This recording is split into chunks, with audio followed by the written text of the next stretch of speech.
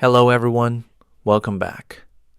Today, we're learning something new while improving our English naturally. Instead of boring grammar rules, we use real stories, ideas, and conversations that help you think in English, not just study it. So relax, listen carefully, and let your English grow step by step, just like real life. Let's start with something that will surprise you. In 1965, when Singapore became an independent country, its first prime minister cried on television. Not tears of joy, tears of fear. He was genuinely scared.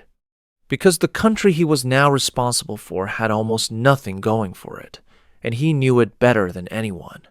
No natural resources, no oil, no gold, no forests to cut down and sell. No farmland, no river to generate power from. The island was tiny, so small that you can drive from one end to the other in about an hour. It had no clean drinking water of its own. It had to import water from its neighbor, Malaysia, just to keep people alive. And if that wasn't enough, it had just been kicked out. Yes, Singapore didn't choose independence. It was expelled. Forced out of Malaysia, the country it had just joined 2 years earlier, because of political tensions and deep disagreements that couldn't be resolved. The Malaysian parliament voted to remove Singapore. And suddenly, overnight, this tiny island with no resources and no real plan was on its own. That prime minister crying on television was a man named Lee Kuan Yew. And what he built from that moment, from that fear, from that almost impossible starting point, is one of the most remarkable stories in the history of the modern world. Before we go further, let's get the geography clear, because understanding where Singapore is makes everything else make more sense. Singapore is a small island country in Southeast Asia. Southeast Asia is the region that includes countries like Thailand, Vietnam, Indonesia, Malaysia, and the Philippines. Singapore sits right at the southern tip of the Malay Peninsula, which is the long piece of land that stretches down from mainland Asia. Below Singapore is Indonesia. Above it is Malaysia. The island itself is tiny, about 50 kilometers wide and 27 kilometers from north to south. For comparison, New York City is bigger than Singapore. The entire country is roughly the size of a city. Today, Singapore has a population of about 6 million people. It is one of the wealthiest countries in the world, not just in total money, but in average income per person. Meaning, the average Singaporean is among the richest average citizens anywhere on earth. Its airport is consistently voted the best in the world. Its port is one of the busiest on the planet. Its education system regularly ranks at the very top globally. Its streets are famously clean. Its government is famously efficient. From a crying prime minister in 1965 to all of that in roughly 60 years. How? Let's start with Lee Kuan Yew himself, because you cannot tell the story of Singapore without understanding this man. Lee Kuan Yew, people often call him LKY, was Singapore's prime minister from 1965 all the way until 1990, 25 years leading the same country. And even after he stepped down as prime minister, he remained in government in other roles until close to his death in 2015. For 50 years, his thinking shaped almost every major decision Singapore made. He was not a warm, feel-good type of leader. He was sharp, practical, and completely focused on results. He famously said that he didn't care about ideology, meaning he didn't care about big political theories or what looked good on paper. He only cared about what actually worked. When Singapore became independent, LKY gathered the smartest people around him and asked one simple question: how do we, survive. Not how do we become great, not how do we become famous, just how do we survive? Because at that moment, survival was genuinely the question. The answer they came up with was clear. Singapore had no resources, so had to become the resource. The people had to become the product. If you have no oil to sell, you sell skill, efficiency, intelligence, and reliability. You make yourself so useful to the world that the world cannot afford to ignore you. That thinking, simple, direct, and completely serious, became the foundation of everything. The first thing Singapore needed was investment. Money from foreign companies to come in, build factories, create jobs, and start the economy moving. But why would any foreign company choose Singapore? A tiny island with no resources, a very small local market, and zero track record as a business destination. LKY's answer was, we give them something they can't find anywhere else in the region. We give them stability, honesty, and efficiency. At that time, many countries in Southeast Asia and the developing world had serious problems with corruption. Corruption means government officials asking for bribes, changing the rules depending on who is paying, making business unpredictable and unsafe for investors. It was common. It was expected in many places. Singapore said no, completely no. LKY built one of the most aggressively anti-corruption systems in the world. Government officials were paid high salaries, genuinely competitive salaries, so that they had no financial reason to take bribes. And the punishment for corruption was severe. It didn't matter who you were. Minister, police officer, businessman, if you were caught being corrupt, the consequences were real and serious. This sent a message to the world. When you do business in Singapore, the rules are the rules. Nobody is going to change the deal halfway through. Nobody is going to ask you for money under the table.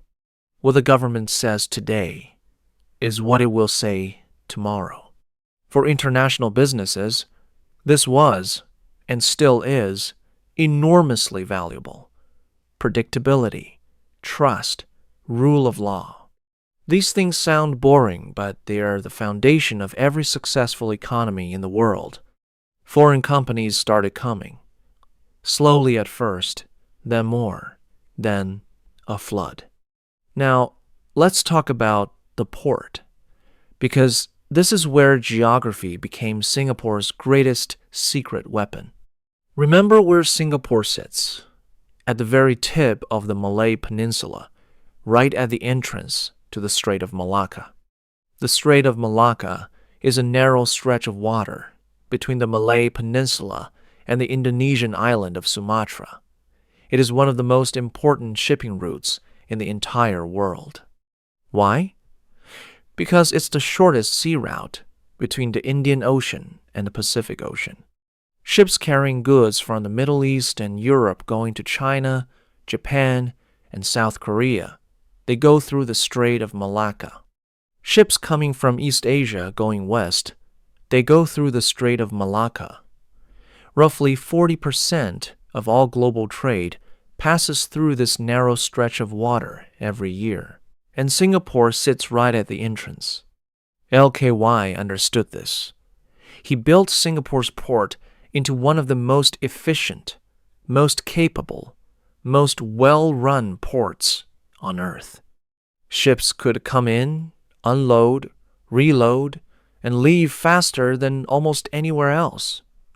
The systems were clean, the workers were trained, the operations ran like clockwork. Today, the Port of Singapore is regularly the second busiest port in the world by cargo volume, competing with Shanghai for the top spot. Massive container ships from every country come through it constantly. The port alone contributes enormously to Singapore's economy. But the location didn't just help the port. It made Singapore a natural hub for everything: trade, finance, business, travel. When companies wanted a base in Asia, Singapore was the obvious choice. Central location, trustworthy government, efficient infrastructure. Tick, tick, tick. Then came the people strategy. And this is where Singapore did something that many countries still don't fully understand. LKY treated education and human development not as a nice thing to have, but as the most critical investment a government could make. Because again, no oil, no gold, no natural resources. The only resource Singapore had was its people. So those people had to be as well educated, as skilled, and as productive as possible. The education system was redesigned from the ground up. English became the primary language of instruction in schools, not because the government wanted people to forget their culture, but because English was the language of international business, science, and technology. If Singaporean students could operate fluently in English, they could compete and communicate with the entire world. Math and science were prioritized heavily. The system was demanding. Some people criticize it for being too pressured, too focused on exam results. That is a fair debate. But the results are undeniable. Singaporean students consistently rank at or near the very top of international education assessments. Beyond school, the government invested in training workers for the specific industries Singapore wanted to attract. If a major semiconductor company was considering setting up a factory in Singapore, the government would sometimes work with them to train local workers in exactly the skills that company needed. They didn't just wait for businesses to come, they prepared for them in advance. Let's talk about housing, because this is one of Singapore's most interesting achievements, and most people outside the country don't know about it. When Singapore became independent, a huge number of people were living in very poor conditions: overcrowded, unhealthy, unsafe. LKY's government launched a massive public housing program. The government built apartments, high-rise blocks all over the island, and made them available to citizens at affordable prices. Today, approximately 80% of Singaporeans live in government-built housing. But here's the important part: they own their apartments. The government didn't just put people in rental flats. It created a system where people could buy their flat at a reasonable price, own it, build wealth through it, and feel genuinely invested in the country. This created something very powerful: stability. When people own their home, when they have something real to protect and care for, they have a reason to keep their neighborhood clean, to follow the rules, to invest in their community. Homeownership became a foundation of social stability in Singapore that rippled outward in ways that are hard to fully measure. Now, Singapore is not perfect, and a complete, honest picture requires saying this clearly. Singapore is a democracy in structure, but in practice it has been dominated by one political party, the People's Action Party, LKY's party, since 1965. Opposition politics exist, but have faced real restrictions over the decades. Freedom of speech and freedom of the press are more limited than in many Western countries. The government has used legal tools to silence critics and opposition figures. LKY himself was direct about this. He believed that in a young, fragile country with no resources and enormous diversity, Singapore has Chinese, Malay, Indian, and many other communities living together. Too much political chaos could be fatal. Stability, in his view, came first. Rights could be expanded later as the country matured. Whether that trade-off was right is a conversation that smart, reasonable people disagree on. What is not debatable is that it produced results, extraordinary, economic results that are very hard to argue with. There is also significant pressure in Singaporean society. The education system, as mentioned, is intense. The cost of living is very high. Housing is expensive, despite government programs. Car ownership is deliberately kept difficult through extremely high taxes, because the island is too small for everyone to have a car. Life in Singapore is comfortable and safe, but it is not easy or relaxed in the way that some other wealthy countries might feel. So let's bring it all together.